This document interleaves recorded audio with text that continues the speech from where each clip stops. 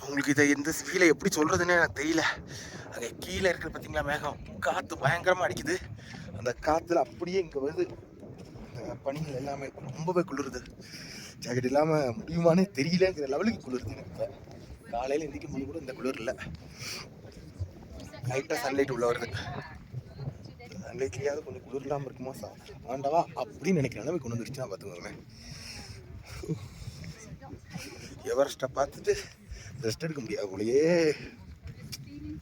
ஒரு 2 விஷயம் நல்லது என்னென்னா, இன்றைக்கி 2:30 முடிச்சிடலாம் சொல்லியிருக்காங்க. 2:30ங்கிறது எங்களுக்கு எனக்கு தெரிஞ்ச ஒரு 1:30 நான் போயிடுவோம். ஸோ அது கொஞ்சம் நல்லது.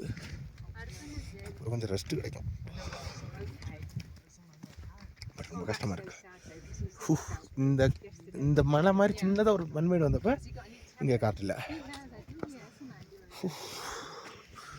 சூப்பராக இருக்குதுங்க. ஆனால் ஏரியா வேறு லெவல்.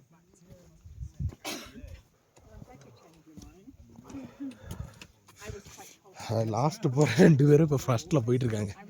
அவங்க 4 ஃபோட்டோ எடுத்துகிட்டு உடனே கிளம்பிட்டாங்க. ஸோ அவங்க ஃபஸ்ட்டில் போகிறாங்க.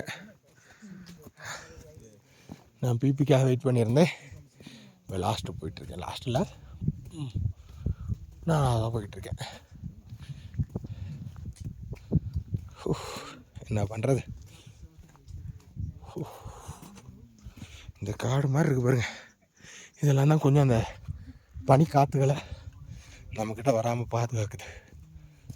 அதுதான் உண்மை. ஸோ இந்த மாதிரி தடுப்புகள் ரொம்ப முக்கியம்.